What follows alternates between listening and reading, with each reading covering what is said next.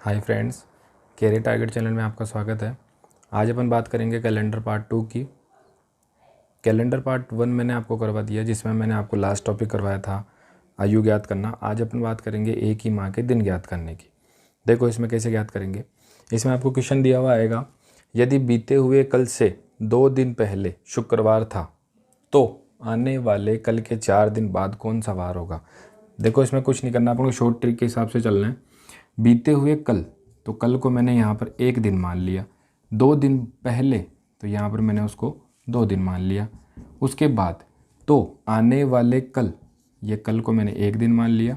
उसके 4 दिन बाद कौन सा वार होगा, तो मैंने 4 को भी प्लस कर दिया। मेरे पास आ गए 4 और 2 6, 7 और 1 8। 8 में मैं 7 का भाग देता हूँ तो मेरे पास रिमाइंडर बचता है 1। तो इसमें देखो क्या होता है कि पहले शुक्रवार था तो आने वाले कल के 4 दिन बाद कौन सा वार होगा। देखो बाद का आपको पूछा है तो इस वार में आपको ये चीज़ जोड़नी है। तो शुक्रवार में अगर मैं 1 दिन जोड़ता हूँ तो मेरे पास आता है शनिवार। तो अपना आंसर क्या हो जाएगा प्यारे बच्चों, शनिवार। देखो बोर्ड की साइड स्क्रीन के ऊपर आपके पास क्वेश्चन चल रहा होगा, उसमें भी यही चीज़ लिखी हुई है, यदि बीते हुए कल से 2 दिन पहले शुक्रवार था तो आने वाले कल के 4 दिन बाद कौन सा वार होगा। तो अपने निकाल लिया कि बीता हुआ कल 1 दिन, 2 दिन को मैंने यहाँ पर 2 दिन, तो आने वाले कल ये 1 दिन, और 4 दिन बाद को मैंने यहाँ पर 4 दिन।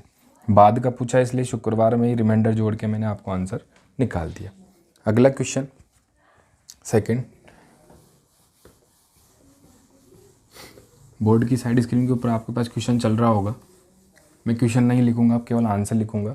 देखो सेकंड में आपको दिया है, यदि आने वाले कल के 5 दिन बाद रविवार हो।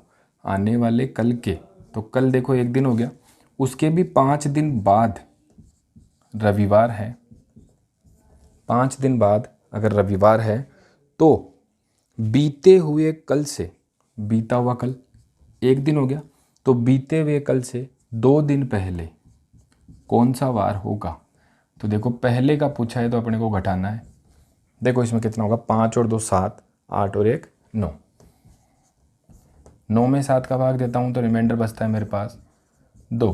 पहले का पूछा है तो रविवार के 2 दिन पहले कौन सा वार हो जाएगा, शुक्रवार। ठीक है, तो अपना आंसर क्या हो जाएगा, शुक्रवार। आपको पूछा था कि यदि आने वाले कल को 1 दिन, आने वाले कल के 5 दिन बाद, तो ये 5 दिन, तो आगे पूछा बीते हुए कल 1 दिन हो गया, बीते हुए कल से 2 दिन पहले, तो ये 2 दिन। सबको मैंने जोड़ लिया, आने वाले कल को भी जोड़ना है और बीते हुए कल को भी जोड़ना है। ठीक है, जोड़ के मैंने 9 निकाल लिया। 9 में 7 का भाग देके मैं रिमाइंडर निकालता हूँ 2। रविवार के पहले की पूछा है तो रविवार में से 2 घटा के मैंने शुक्रवार आंसर ले लिया। तीसरा क्वेश्चन आपकी बोर्ड की साइड स्क्रीन के ऊपर आपके पास चल रहा होगा। इसमें लिखा हुआ है 15 जनवरी के 4 दिन बाद। देखो 4 दिन बाद बोला है तो मैं 4 को प्लस कर देता हूँ। 15 जनवरी के 4 दिन बाद अगर रविवार था, मतलब 15 तारीख के 4 दिन बाद रविवार था, तो 15 जनवरी के 10 दिन पहले कौन सा वार होगा। देखो इसमें आपको पूछा है पहले वाला वार, तो आपको घटाना है। 10 दिन पहले, तो मेरे पास आ गया 14। 14 में अगर मैं 7 का भाग देता हूँ तो मेरे पास रिमाइंडर बचता है 0। अगर 0 रिमाइंडर बचे तो जो वार था वही वार आगे रहेगा। तो इसमें आंसर क्या हो जाएगा, रविवार, क्योंकि रविवार में अगर 0 जोड़ोगे तो भी 0 ही होगा, घटाओगे तो भी 0 ही होगा। ठीक है, तो तीसरा क्वेश्चन आपके पास हो गया। तो अगला क्वेश्चन अपन देखना फोर्थ, यदि 10 तारीख के 4 दिन पहले सोमवार था, 4 दिन पहले, इसमें पहले या बाद में कुछ भी आपको प्लस करना है। 4 दिन पहले सोमवार था तो 10 तारीख के 12 दिन बाद कौन सा वार होगा।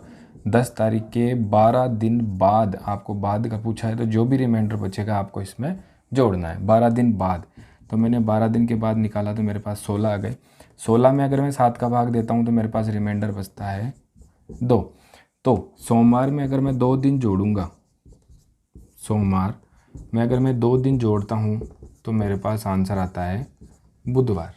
ठीक है, तो इसका आंसर क्या हो जाएगा अपने पास, बुधवार। ऐसे अगला देखते हैं लास्ट 5 क्वेश्चन।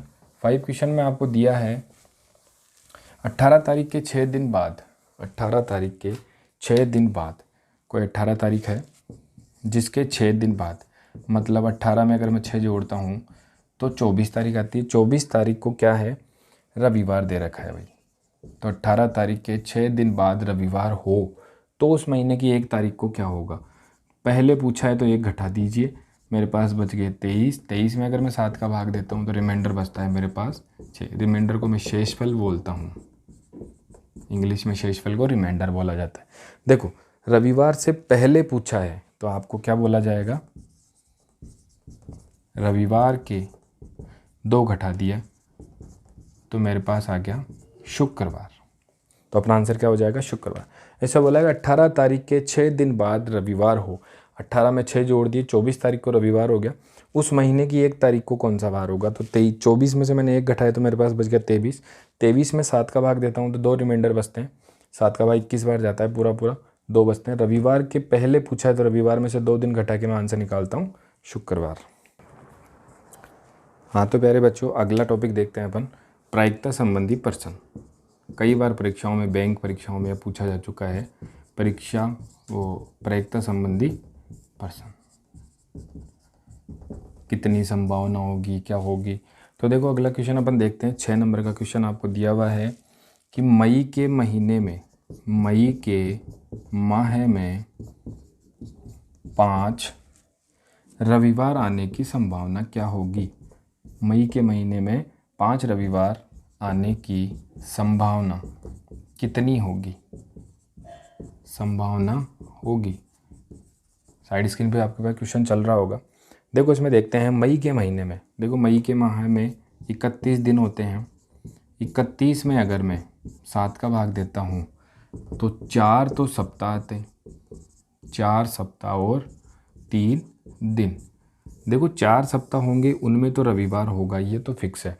उसके बाद जो 3 दिन बचे हैं वही अपनी संभावना है कि इसमें रविवार हो भी सकता है और नहीं भी हो सकता है।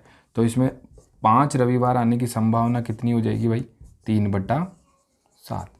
तो देखो आपको क्वेश्चन पूछा है मई के महीने में 5 रविवार आने की संभावना कितनी होगी। देखो 31 दिन होते हैं मई में, 31 में मैं 7 का भाग देता हूँ तो 4 सप्ताह और 3 दिन मेरे पास बचते हैं।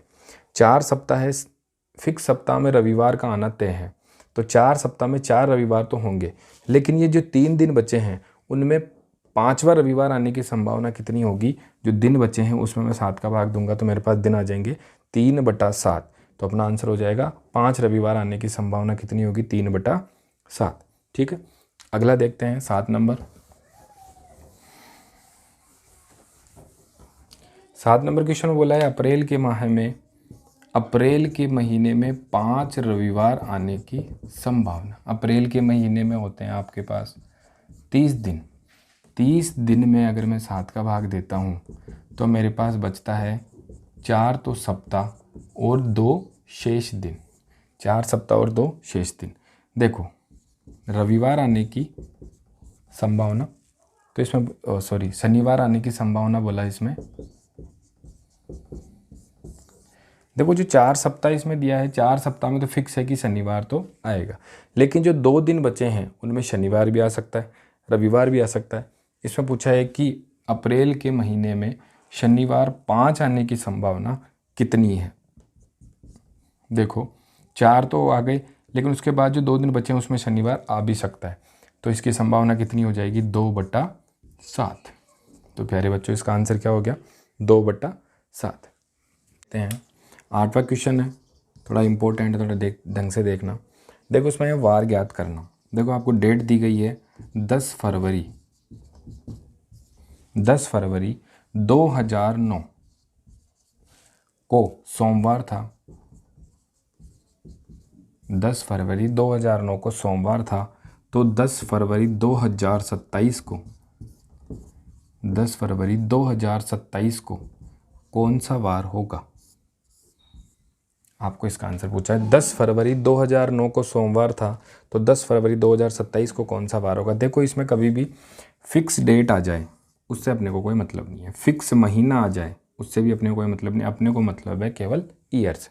देखो इन दोनों में सबसे पहले अपन अंतर निकालते हैं, तो इन दोनों में अंतर कितने का है, 18 साल का। इन दोनों में 18 साल का अंतर है, लेकिन इस 2009 से 2027 तक लीप वर्ष भी आए होंगे, लीप वर्ष भी आए होंगे। तो लीप वर्ष कौन कौन से होंगे, 2009 के बाद सबसे पहले तो होगा 12, 16, 20, 24, उसके बाद 28, लेकिन अपने को कितना तक निकालना है, 27 तक। तो इसको मैं कट कर देता हूँ। तो मेरे पास आ गया 1, 2, 3 और 1, 4। तो इसमें 18 साल में मैं 4 और जोड़ता हूँ तो कितने हो गए, 22 साल। तो इनमें जो सोमवार थे वो इनके हिसाब से अपन निकालेंगे। तो 22 में अगर मैं 7 का भाग देता हूँ तो मेरे पास एक रिमाइंडर बचता है, मतलब एक शेषफल बचता है। देखो एक शेषफल बचा है। आपको पूछा है कि 10 फरवरी 2009 को सोमवार था, तो 10 फरवरी 2027 को क्या होगा। 9 के बाद आपको पूछा है तो आपको इसमें क्या करना होगा, प्लस करना होगा। तो सोमवार में अगर मैं 1 जोड़ता हूँ तो मेरे पास आता है आंसर मंगलवार। तो प्यारे बच्चों इसका आंसर क्या होगा, मंगलवार। देखो वापस समझाता हूँ। 10 फरवरी 2009 को सोमवार था, तो 10 फरवरी 2027 को कौन सा बार होगा। देखो सबसे पहले अगर फिक्स डेट आ जाए, फिक्स महीना आ जाए, तो इन दोनों से अपने को कोई मतलब नहीं है। सबसे पहले अपन देखते हैं फिर उसके साल में। तो साल का डिफरेंस कितना है, 18 साल। इन डिफरेंस के बीच में लीप वर्ष भी आए होंगे, वो कौन से हैं, 2009 के बाद 2012, 16, 20 और 24। देखो 4 साल इसमें डिफरेंस आया, तो 18 में 4 अगर जोड़ता हूँ तो 22 साल आते हैं। 22 में अगर मैं 7 का भाग देता हूँ तो एक रिमाइंडर बचता है। पहले का देखिए, बाद का पूछा है तो आपको सोमवार में 1 जोड़ना होगा, तो आपका आंसर क्या हो जाएगा, मंगलवार। ठीक है बच्चों, अपन 9 नंबर का सवाल। 9 नंबर में आपको दिया हुआ है कि 26 जनवरी 2006 को 26 जनवरी 2006 को शनिवार था। 26 जनवरी 2006 को शनिवार था, तो 26 जनवरी 2018 को कौन सा बार होगा। 26 जनवरी 2018 को कौन सा बार होगा। देखो फिक्स डेट है, इससे अपने को कोई मतलब नहीं है। फिक्स महीना है तो इससे अपने को कोई मतलब नहीं। अपन निकालते हैं साल के डिफरेंस के अनुसार। देखो इन दोनों के साल का डिफरेंस आएगा 12 साल। 2006 से 2018 तक लीप वर्ष कौन कौन से आएंगे। 2006 के बाद में है 2008, 2012, 2016 और 2020। तो 2020 से मुझे कोई मतलब नहीं है। देखो 2008 मेरे पास आ गया, 2012 मेरे पास आ गया और 2016 मेरे पास आ गया। तो इसमें अपन 1, 2, 3, इनमें 29 फरवरी के कारण मैं यहाँ पर 3 और जोड़ देता हूँ तो मेरे पास आ गए 15 साल। इन 15 में मैं 7 का भाग देके शेषफल बचाता हूँ तो मेरे पास बचता है एक रिमाइंडर। देखो पहले का देके बाद का पूछा, मैंने आपको पहले बताया था कि इसमें जोड़ना है। तो शनिवार में अगर मैं 1 जोड़ता हूँ तो मेरे पास आंसर क्या आता है। तो प्यारे बच्चों आपका आंसर क्या हो जाएगा, रविवार। देखो 26 जनवरी 2006 को शनिवार था, तो 26 जनवरी 2018 को कौन सा बार होगा। 26 फिक्स डेट है, दोनों को काट दो। जनवरी फिक्स है दोनों में तो काट दो। 6 और 18 के बीच में 12 साल का डिफरेंस है। 6 से 18 के बीच में 3 लीप ईयर आते हैं, 2008, 2012 और 2016। तो तीनों को मैं जोड़ के यहाँ पर कितने निकालता हूँ, 15। 15 में मैं 7 का भाग देता हूँ तो मेरे पास एक रिमाइंडर बचता है। पहले का देके बाद का पूछा है तो शनिवार में 1 जोड़ के मैं आंसर क्या निकालता हूँ, रविवार। ठीक है बच्चों, तो अगला देखते हैं अपन।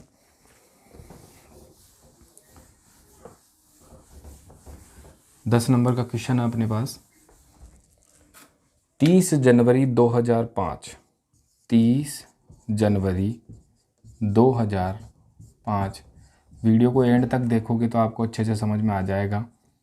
30 जनवरी 2005 को अगर रविवार था, 30 जनवरी 2005 को रविवार था, तो 5 अप्रैल 2005 को कौन सा वार होगा।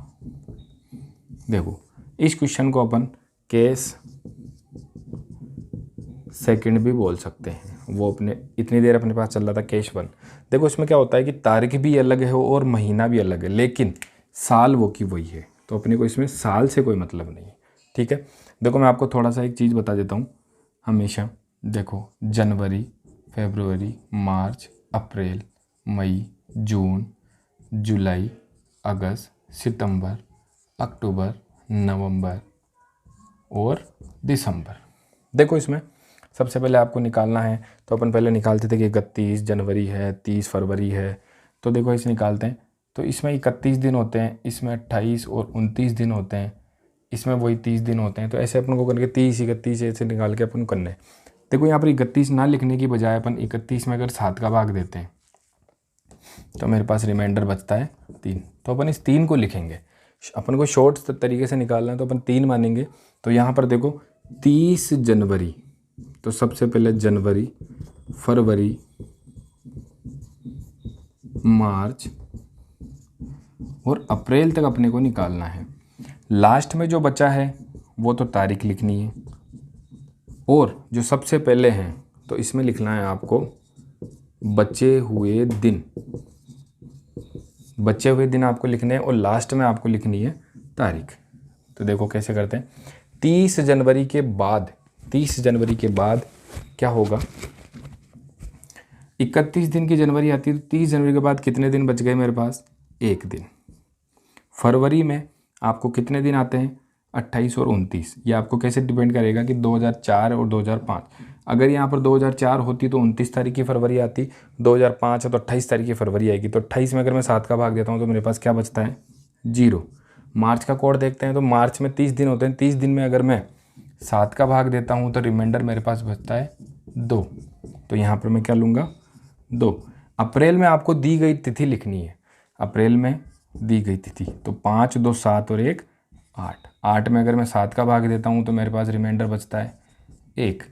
पहले का दे के बाद का पूछा है तो आपको जोड़ना है। मैं आपको पहले बता चुका हूँ कि पहले का दे के बाद का पूछे तो आपको जोड़ना है, और बाद का दे के पहले का पूछे तो आपको घटाना है। तो प्यारे बच्चों इसका आंसर हो जाएगा अपने पास सोमवार। देखो 30 जनवरी से लेके 5 अप्रैल तक का दिन आपको निकालना है। 30 जनवरी के बाद आपके पास 1 दिन बचता है। फरवरी में अगर 28 दिन होते हैं तो 7 का भाग देता हूँ तो मेरे पास 0 शेषफल बचता है। मार्च में 30 दिन होते हैं तो 2 शेषफल बचता है। अप्रैल की आपको तिथि दी हुई है 5।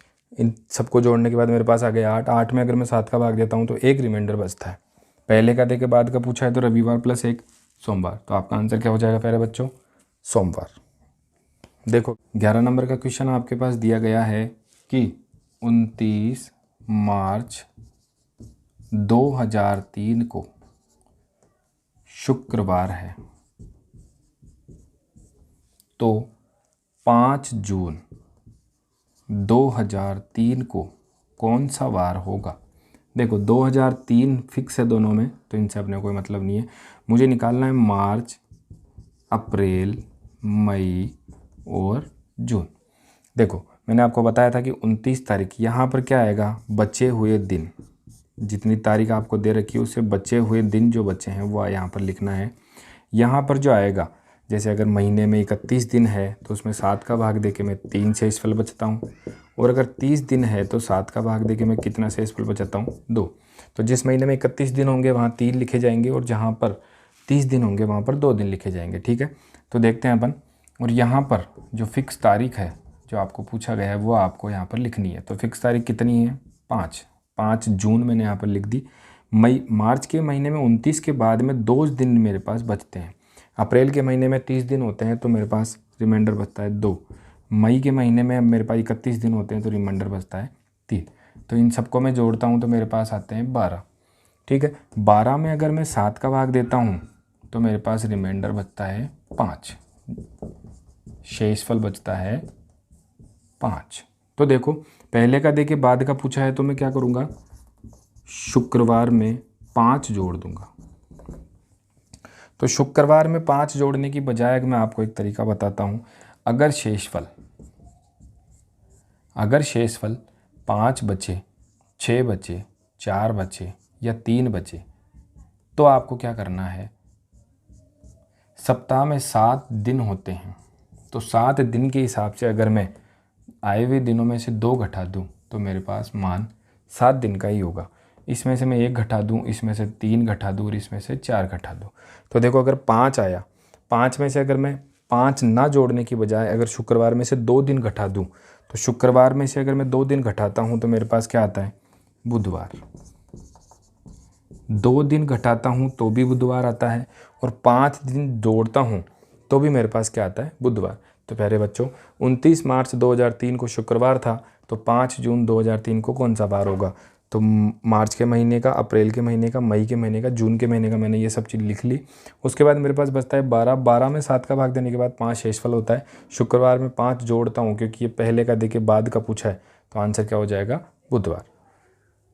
ठीक है प्यारे बच्चों, देखो अगला इसमें टॉपिक है, थोड़ा सा इम्पोर्टेंट है, अच्छे से वीडियो को देखना, अच्छा लगे तो लाइक करना। देखो अगला टॉपिक है मेरे पास, वही वार ज्ञात करना।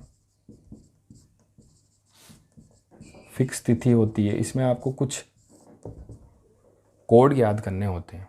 देखो माह के कोड, इसमें साधारण वर्ष के भी आ जाएंगे और लीप वर्ष के भी आ जाएंगे। साइड स्क्रीन पर भी आपके पास चल रहे होंगे। देखो जनवरी, फरवरी, मार्च, अप्रैल, मई, जून, जुलाई, अगस्त, सितंबर, अक्टूबर, नवंबर और दिसंबर। आपको कोड याद करने हैं, इनके हिसाब से ही क्वेश्चन सोल्व हो पाएंगे। तिथि दी गई होती है और उसका वार आपको पूछा जाता है।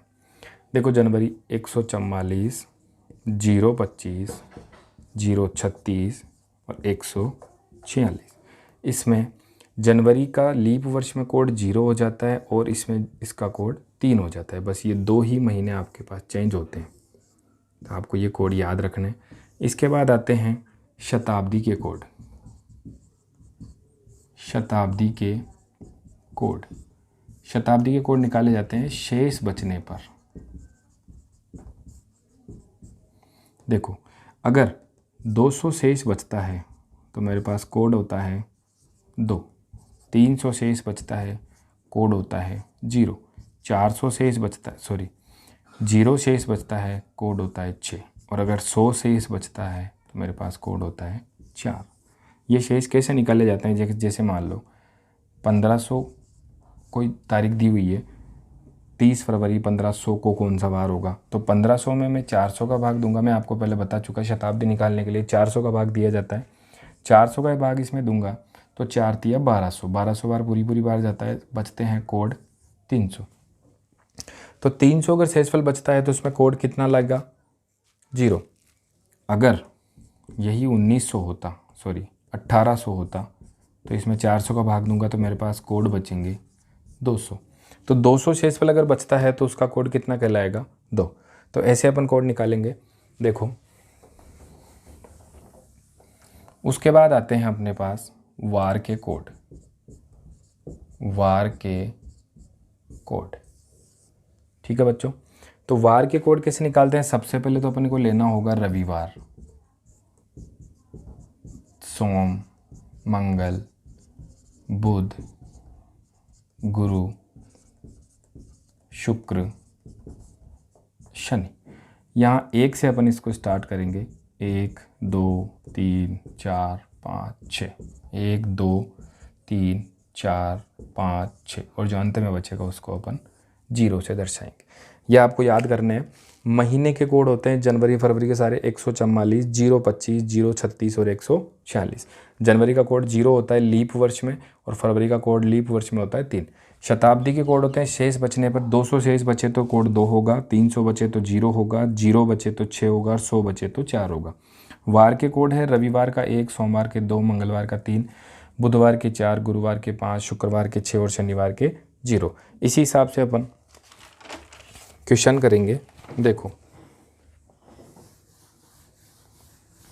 तो इसका एक छोटा सा सूत्र भी होता है।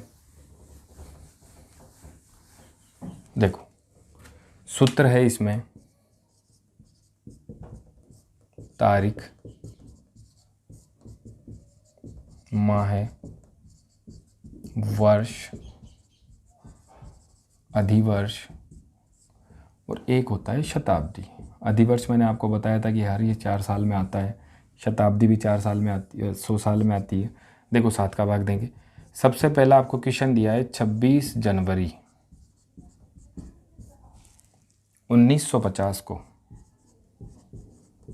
वार क्या था? आप इससे 300-400 साल पहले के भी वार याद कर सकते हो कि अकबर कब पैदा हुआ था, बाबर कब मरा था। तो ये सब चीज़ें इनके हिसाब से निकलेगी। तो देखो सबसे पहले मैं लेता हूँ तारीख। तो तारीख है मेरे पास 26। महीना कौन सा है? जनवरी। अगर ये लीप वर्ष नहीं है तो जनवरी का कोड मैंने आपको क्या बताया था? 1। तो यहाँ पर 1 हो जाएगा। वर्ष कौन सा है? वर्ष हमेशा ये होगा। 1900 तो शताब्दी है, 1900 तो शताब्दी है, तो वर्ष कौन सा कहलाएगा? 50। तो यहाँ पर मैं 50 ले लेता हूँ। अब देखो अधिवर्ष हर 4 साल के अंतराल में आते हैं। तो 50 में अगर मैं 4 का भाग दूंगा तो पूरा जाता है 12 बार। तो इसमें अधिवर्ष कितने हो गए? 12। शताब्दी है मेरे पास 1900। 1900 में 400 का भाग देता हूँ, 300 शेष बचते हैं। मैंने अभी लिखवाया था कि 300 का जो कोड होगा वो कितना होगा? 0। ठीक है, तो अपन देखते हैं। देखो मैं यहाँ से भी काट सकता हूँ, इनको जोड़ के भी लिख सकता हूँ। कई लड़के इसको क्या करते हैं? जोड़ते हैं फिर भाग देते हैं। तो इसमें जोड़ने पे आते हैं 89। इनके बाद जो शेषफल बचता है वो रिमाइंडर बचता है 5। ठीक है, तो 5 रिमाइंडर बचता है। मैंने अभी आपको कोड लिखाए थे वार के, तो उसमें 5 को क्या बोला गया है? गुरुवार। तो ये आपको याद रखने हैं। तो प्यारे बच्चों इसका आंसर क्या हो जाएगा? गुरुवार। देखो मैं यहाँ भी इसको कर सकता हूँ। 7 या 21 कितने बचे? 5। 7 एकम 7 कितने बचे? 5। 5 और 5 10 कितने बचे? 3। 7 से 49 बार कितने बचे? 1। 3 4 और 1 5। मेरे पास कोड कितना बच गया? 5। तो 5 का क्या होता है? गुरुवार। ठीक है, अगला देखते हैं। 15 अगस्त 1947। 15 अगस्त 1947 को दिन था, उसको वार कितना होगा? 15 अगस्त 1947। 15 अगस्त 1947 को वार था। 13 नंबर का क्वेश्चन है। 15 अगस्त 1947 को कौन सा वार था? देखो मैंने आपको बताया था कि तारीख, सबसे पहले तो तारीख लिखी जाती है, उसके बाद महीना। अगस्त का महीना है, अगस्त का मैंने आपको कोड बताया था। अगस्त का कोड था मेरे पास 036 मतलब 3। 47 इसमें साल दी गई है। अधिवर्ष कितने होते हैं? 12 चौक 48, तो 11 चौक 44, तो इसमें 11 तो अधिवर्ष हो गए। शताब्दी का कोड 300 बचा था, इसमें 0 हो गए। इसके बाद देखते हैं अपन, इसका जो योग होगा वो होगा 76। 76 में अगर 7 का भाग देता हूँ तो मेरे पास 6 रिमाइंडर बचता है। तो 6 रिमाइंडर का मैंने आपको बताया था कि क्या वार आया था मेरे पास? शुक्रवार। 6 अगर बचते हैं तो प्यारे बच्चों उसका मान हो जाएगा शुक्रवार। देखो मैं यहाँ से भी कर सकता हूँ। 7 दूनी 14, 1 शेष बचता है। 7 छिंग 42 और 5 शेष बचता है। 7 एकम 7, यहाँ पर 4 बचता है। 5 और 3 8, यहाँ पर 1 शेष बचता है। 4 5 और 1 6। मेरे पास कितना कोड आ गया था? 6। तो 6 का मान क्या होगा? शुक्रवार। देखो अगला क्वेश्चन ऐसा ही। 13 दिसंबर 2014 को कौन सा वार होगा? 13 दिसंबर 2014 को 13 दिसंबर 2014 को वार क्या था? वार क्या था? देखो 13 तारीख है, इसमें ये तारीख लिख दी। महीना है दिसंबर, दिसंबर का कोड मैंने लिखाया था आपको 6। 14 इसमें साल है। अधिवर्ष कितने हैं? 14 में अगर मैं 4 का भाग देता हूँ तो 4 या 12, तो 3 अधिवर्ष आते हैं। 2000 की शताब्दी थी, तो 2000 में अगर 400 का भाग देते हैं तो पूरा जाता है। 0 का कोड मैंने आपको लिखाया था 6। इन सब का जब योग करते हैं तो सबका योग आता है मेरे पास 42। तो 7 का भाग इसमें देता हूँ तो पूरी बार जाता है और रिमाइंडर कितना बचता है? 0। अगर इसमें 13 दिसंबर 2014 को वार क्या था, रिमाइंडर 0 बचता है, तो 0 का मान मैंने आपको क्या लिखाया था? शनिवार। ठीक है, यहाँ भी अपन कर सकते हैं। 7 दूनी 14 से कट गया, 6 और 3 9, 2 बच गए, 6 और 2 8, 1 बच गए, 13 और 1 14, तो 7 से ये दोनों ये भी कट गए। तो मेरे पास रिमाइंडर कितना बचा था? 0। तो प्यारे बच्चों इसका आंसर क्या हो गया? शनिवार। ठीक है, 15 नंबर का क्वेश्चन है। अपने पास कुछ क्वेश्चन लिखा हुआ है। निम्न में से कौन सा लीप वर्ष है? कौन सा लीप वर्ष है मैंने आपको बताया था कि लीप वर्ष निकाला जाता है 4 का भाग जिसमें पूरा पूरा जाता हो। सबसे पहला लिखा है 1982, अगला लिखा है 1704, अगला उससे लिखा हुआ है 1954, उसके बाद जो लिखा हुआ है वो 1978। लीप वर्ष निकलते हैं केवल इन वर्षों से। तो देखो इसमें सीधा सीधा लिखा हुआ है कि 04, तो इसमें 4 का भाग पूरा पूरा जाता है। तो अपने पास लीप वर्ष कौन सा हो गया? 1704। लीप वर्ष निकालने के लिए मतलब वर्षों को ही आपको 4 का भाग देना होगा। लीप शताब्दी निकालने के लिए अगला क्वेश्चन है, कौन सी लीप शताब्दी नहीं है? लीप शताब्दी नहीं है। शताब्दी हमेशा 400 के भाग से डिवाइड होगी। देखो सबसे पहले लिखा हुआ है 2000, आगे लिखा हुआ है 800, आगे लिखा हुआ है 1200 और फिर लिखा हुआ है 700। देखो 2000 400 से डिवाइडेशन हो सकता है तो ये तो नहीं होगी। 800 भी 400 से होगा, 1200 में भी 400 का भाग जाता है, लेकिन जो 700 है उसमें आपका 400 का भाग पूरा पूरा नहीं जाता है। तो आपके आंसर क्या हो जाएगा? 700। निम्न में से कौन सी लीप शताब्दी नहीं है? ये तो सारी लीप शताब्दियाँ हैं, लेकिन जो 700 है वो लीप शताब्दी नहीं है। देखो अगला विविध क्वेश्चन है, कई बार बैंक के एग्जाम में पूछे जा चुके हैं विविध क्वेश्चन। बोर्ड की साइड स्क्रीन के ऊपर आपके पास क्वेश्चन चल रहा होगा, विविध पर्सन, विविध पर्सन। विविध पर्सन में सबसे पहला क्वेश्चन आपको दिया हुआ है, यदि मोहन सुनीता से 342 दिन बड़ा है। मोहन कोई आदमी है, इसमें एक सुनीता भी है सॉरी, मोहन सुनीता से 342 दिन बड़ा है। जो मोहन है सुनीता से 342 दिन बड़ा है। तो प्यारे बच्चों, मोहन सुनीता से 342 दिन बड़ा है। ठीक है, तो अपने 342 दिन बड़ा लिख दिया। उसके बाद देखते हैं, लेकिन सुनीता संजय से 42 सप्ताह छोटी है।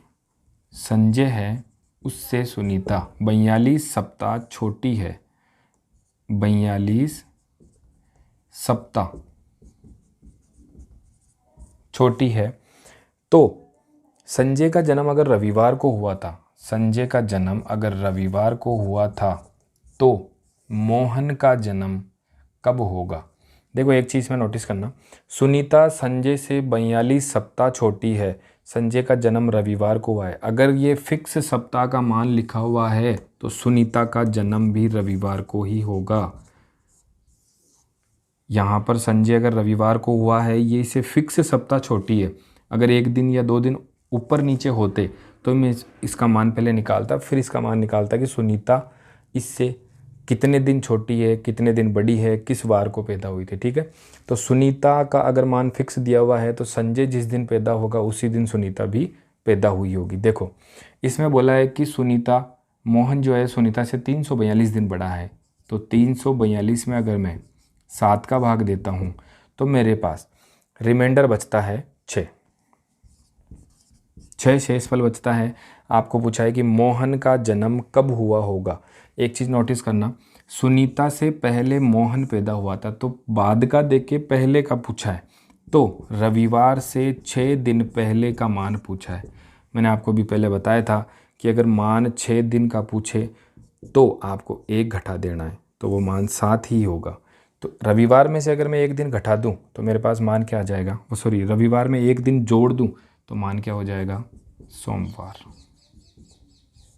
तो रविवार में से अगर मैं 6 दिन घटा दूं, माइनस का मान आया है तो इसमें +1 करते ही ये मान बराबर हो जाएगा।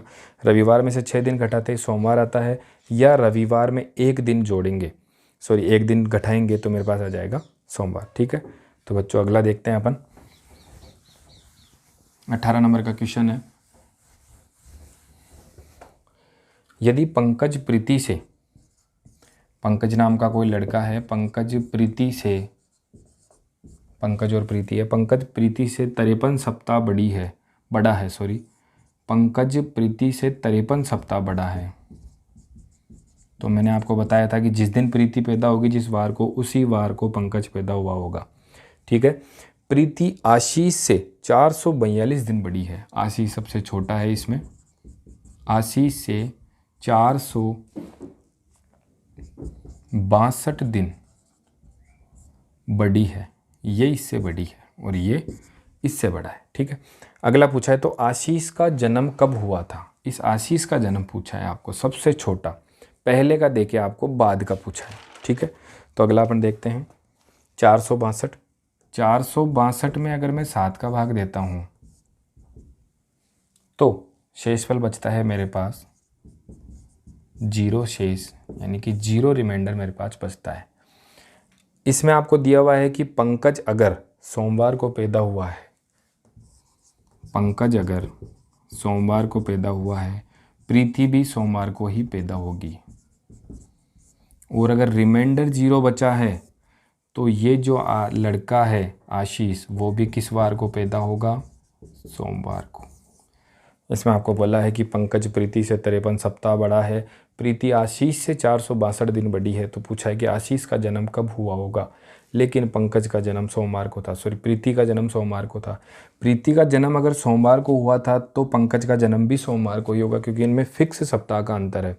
तो आशीष का जन्म कब होगा, अगर सोमवार को इसका जन्म हुआ होगा तो इसके 0 शेषफल बचने के कारण वो जिस दिन वो पैदा हुआ था वही दिन पंकज आशीष पैदा होगा। तो इसमें आंसर क्या हो जाएगा, सोमवार। अगले बच्चों देखो 19 नंबर का क्वेश्चन है, इसमें बोला है आपको रानी का जन्म 14 फरवरी 2014 को हुआ था। 14 फरवरी 2014 को रानी का जन्म हुआ था। ठीक है बच्चों, रानी का जन्म 14 फरवरी 2014 को हुआ था। इसमें बोला है इसके जन्मदिन के 96 दिन बाद, इस तारीख के 96 दिन बाद का मतलब इससे छोटी है जो भी होगा, 96 दिन बाद कौन सा वार होगा, 96 दिन के बाद कौन सा वार होगा यदि 14 फरवरी 2014 को रविवार हो। तो इस तारीख को क्या था, रविवार। तो अपन निकाल लेंगे 96 दिन बाद का मान निकालते हैं, तो इसमें आता है 7 एकम 7। इसका अगर मैं डिवाइडेशन करता हूँ तो मेरे पास शेषफल बचते हैं 5, रिमाइंडर मेरे पास बचता है। देखो पहले का देके बाद का पूछा है तो आपको जोड़ना है। तो इसमें देखो जो रविवार था, रविवार में अगर मैं 5 दिन और जोड़ता हूँ तो मेरे पास मान आ जाता है शुक्रवार, या रविवार में से 2 दिन घटाता हूँ तो मेरे पास क्या आ जाता है, शुक्रवार। ठीक है भाई, अगला देखते हैं बच्चों 20 नंबर और लास्ट क्वेश्चन है। तो कैलेंडर के इतने क्वेश्चन करने के बाद शायद ही आपको कोई दिक्कत होगी। अगर फिर भी कोई दिक्कत हो तो कमेंट बॉक्स में मेरे पास आप कमेंट कीजिए कि सर मुझे इसमें दिक्कत है, तो मैं उस चीज़ को सॉर्ट आउट करवाऊँगा। देखो अगला देखते हैं, राहुल को याद है कि उसकी माता का जन्मदिन, जो राहुल था उसको याद है जो माँ का जन्मदिन है, फिक्स डेट उनको याद नहीं है लेकिन वो अनुमानित डेट निकाल रहे हैं, अपन फिक्स निकालेंगे। उनकी माता को याद, राहुल को याद है कि उसकी माँ का जन्म 10 अप्रैल के बाद, 10 अप्रैल के बाद और 20 अप्रैल से पहले हुआ है, 20 अप्रैल से पहले हुआ है। राहुल का एक भाई है जिसका नाम रमेश है। राहुल के भाई रमेश को याद है कि उसके माँ का जन्म 5 अप्रैल से 12 अप्रैल के बीच है। देखो ट्रिक के अनुसार तो 10 और 12 के जो बीच का मान होगा, 10, 11 और 12, 12 को हो नहीं सकता, 10 को हो नहीं सकता, तो अपना आंसर क्या हो जाएगा बच्चों, 11। देखो इसको कैसे निकालते हैं, 10 अप्रैल और 20 अप्रैल के बीच में, 10 के बाद और 20 के पहले, मतलब 10 भी नहीं हो सकता और 20 भी नहीं हो सकता। इसमें बोला है 5 अप्रैल से 12 अप्रैल के बीच में, 10 से पहले 5 को नहीं हो सकता और 12 को नहीं हो सकता। देखो 6 को हो नहीं सकता क्योंकि 10 के बाद राहुल को याद है, तो 10 के बाद 10 नहीं हो सकता, 12 नहीं हो सकता, 12 के बाद नहीं हो सकता, 10 से पहले नहीं हो सकता, तो 10 और 12 के बीच में क्या होगा बच्चों, 11। तो इनका माँ का जो जन्म था वो किस दिन हुआ होगा, 11 अप्रैल को। ठीक है बच्चों, थैंक यू। लास्ट पार्ट था कैलेंडर का, इसको आप पूरा वीडियो को ढंग से देखिए। फिर भी अगर कोई दिक्कत होती है तो कमेंट बॉक्स में आपकी प्रॉब्लम्स मेरे पास लिख के भेजिए, मैं उसको सोल्व करूँगा। Thank you.